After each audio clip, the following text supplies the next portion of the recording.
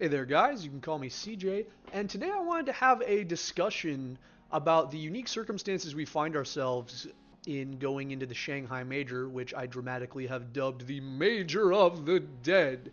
Because of the top six teams in the world, five of them have reported on the fact that they are already making roster moves, or I believe that they are highly likely to be making roster moves as a result of their performance at this major. And that's kind of weird, right? All these teams are the teams that you would most expect to be in pole position to challenge for the major or are favorites for the major. And for them all to be considering or highly likely to be considering substantial roster moves, regardless of the outcome, really colors how we have to speculate about them over the course of the event. And we've seen teams in the past really strongly benefit from a dead team buff, or even individual players benefit from a dead team buff and give us unique performances or last dances, which the bastardized term of the modern day of esports. I think it's interesting to talk about what teams will benefit from this, what teams will struggle with this, and how it colors my pick for my personal dark horse to actually potentially sweep the playoffs based on how they handle the pressure. So let's get into talking about our first team.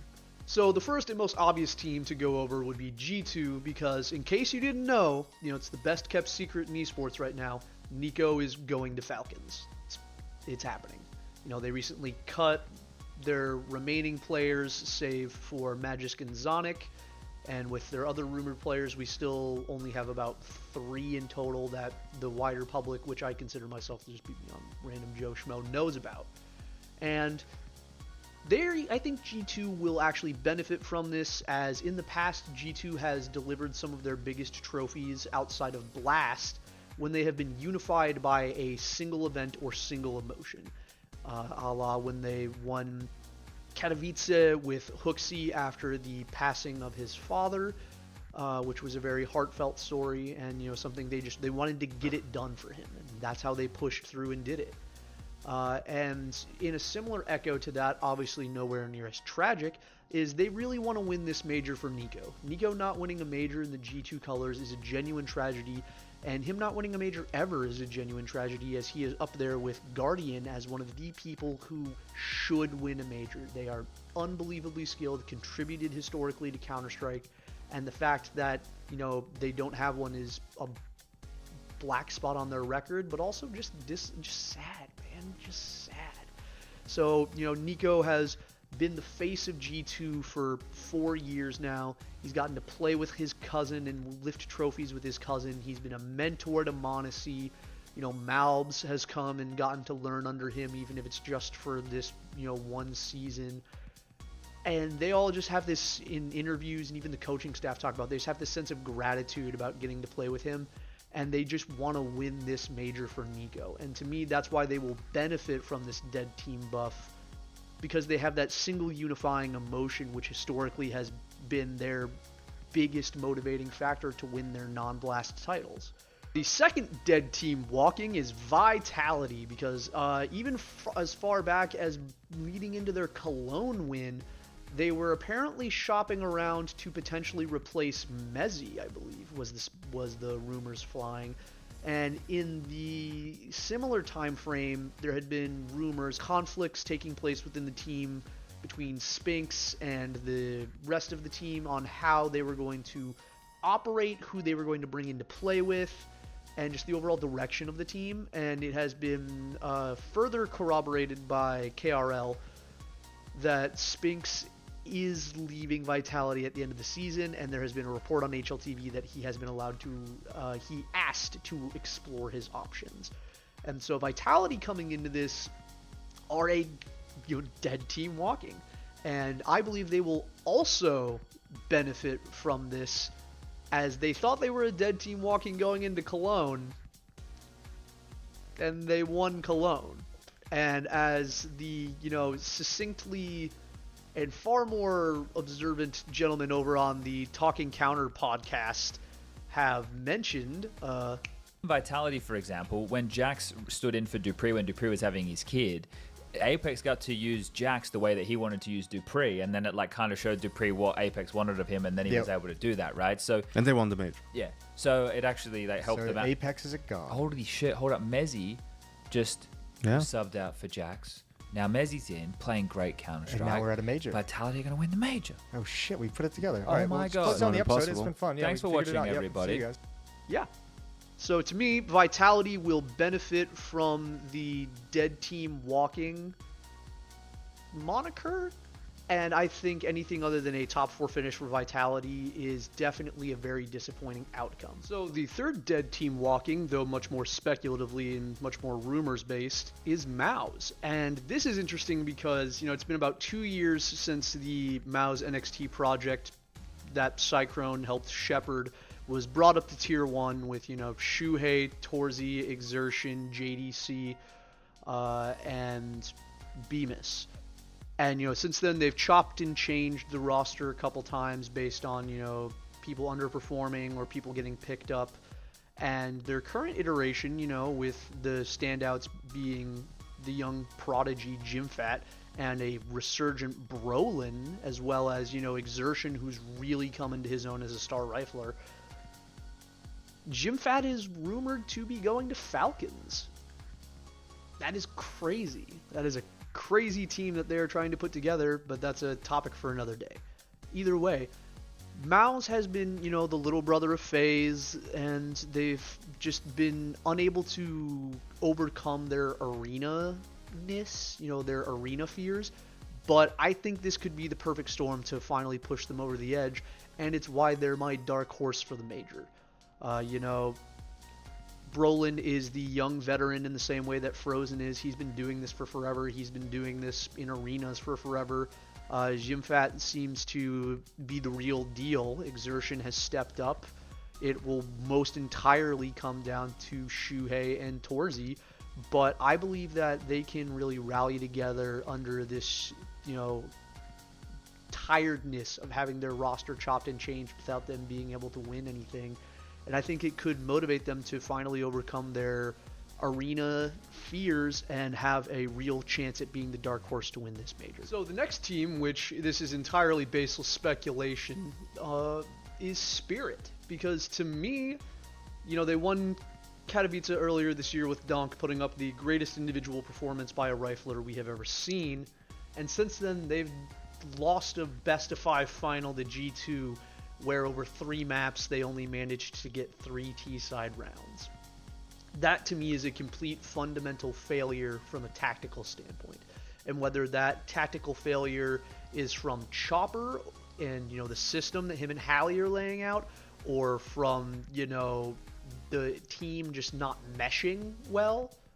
To me, when you have Donk, who is Donk, the highest kill per round player potentially in the history of Counter-Strike, and you have Shiro, a former top 5 player in the world, one of the best oppers in the world still, and the perfect defensive opper to complement Donk's aggression, and you haven't won another trophy this year when Vitality was able to win Cologne while potentially replacing 1 to 2 members of their team. That just screams a fundamental failure to me. And I think that they will suffer some sort of collapse at the major because of how their year has gone. And once their mentality, because they've demonstrated to be a very fragile team, and that's something that Shiro has worked on and sort of carried over from his previous teams, is his fragility. And I know he's worked on it, but I believe that Spirit will capitulate at the 11th hour unless Donk is dropping, Katowice numbers. And that will lead to some sort of roster change for them. I believe Zontix is totally fine as well. He's a young player. He's doing great. I think it has to be either Magix or Chopper who is on the chopping block.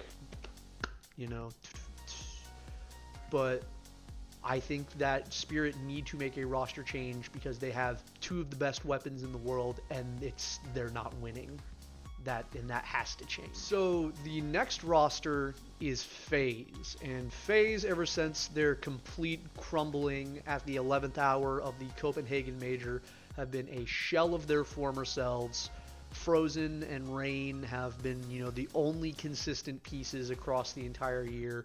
with Rops and Brokey just not living up to snuff, nor what we expect from them and the calibers of player that they are. And I don't know if Faze, I don't believe Faze can be fixed in the way that it is right now. You know, I believe that they've just suffered such a catastrophic failure that they need a change in atmosphere, a change in mentality, something to get the faith back. And I don't believe Kerrigan is the problem, I don't believe Rain is the problem, and I don't believe that Frozen is the problem. But it's hard to even remotely justify cutting and underperforming Rops and Brokey because we know what they're capable of. We know the ceilings that they can have. And if you are not aware, obviously, they're also suffering from some extenuating circumstances that have been affecting Kerrigan personally. Head over to his Twitter to see his statement about that and give him well wishes in this difficult time. The last team I will be going over is Liquid. They are not in the top 5, they are number 13, but they are also the 6th team I have mentioned in this video, so my intro is not technically wrong. Yakinder has to go. Man, he has to go. And it's not even, I think Yakinder is a terrible, irredeemable player. It's that I believe that it is either a failure of the system or just a mentality failure that has not enabled him to be the best possible version of himself. You know, people have speculated and talked about the fact that the team has significantly more passive and lurky elements than aggressive elements, and Ultimate being your AWPer, he's not going to be your pointy stick every round, so it all falls to Yakindar. And as a result, you know, in my last video I pointed out, even just at the RMR, he had a 0.2 rating swing from T side to CT side because he just has to go in first every time. And he is not that, you know, cracked out young entry fragger back from Virtus Pro who could, you know, just like Freiburg, bust open Banana with a double entry and completely change the round in an instant. That's just not who he is anymore. He took the IGL poison pill, and we don't know if he can come back. And to that end, I would speculate that maybe it's not a bad idea. Maybe he needs to get cut, and maybe he goes back to Virtus Pro. Because Virtus Pro have just been suffering from an identity crisis that they don't know what to do. They need to either commit to Electronic and changing the overall brand of the team, or they need to stay committed to Jame and bring in a potential legacy player in Yakindar who, you know, looked his best under Jame and try to recapture a bit of that magic while taking into account the lessons that Electronic has taught them about pace changes and being a bit faster in the MR12 era, because Jame's signature slow style had a significant nerf when moving into MR12, so they do need to modernize his system more. But I believe that it would be beneficial to both parties to get Yakinder home, man. Get him back in an environment with, like, that he's very comfortable in, with an IGL we all know how much he respects, and they're used to the, you know, very business professional style of Counter-Strike they played. And I think we could see Yakinder come back to some degree of prevalence or relevance, and he is just not going to continue to thrive in Liquid, and I think that his time is over. So, 6 teams. Ranks 2 through 6 and number 13, all of which that are highly likely, confirmed, or highly speculated, or of my personal opinion, should make a roster change after this major. They have either been poached, failed to live up to the expectations of the roster, or just tactically have failed or individually failed overall. You know, Counter-Strike is an individualistic team sport where, you know, you can still win as an individual and lose as a team, and that's the most important part. And for example, Team Spirit, they have 2 winning individuals, but they just can't get it together as a team. And I think that it's an interesting lens that we have to look at their upcoming games in the major through. Thank you for tuning in, and I hope you enjoy the Major of the Dead, as I know it's going to be very exciting, very competitive. I'll be watching every match. I'll likely do a EU combined breakdown video, maybe separated out into A and B for the RMR. A was fairly boring, so I don't feel like there's much to talk about there. It'll mostly be a B video, but if you've made it this far, thank you very much for watching. I have been CJ, and I will see you guys in the next video.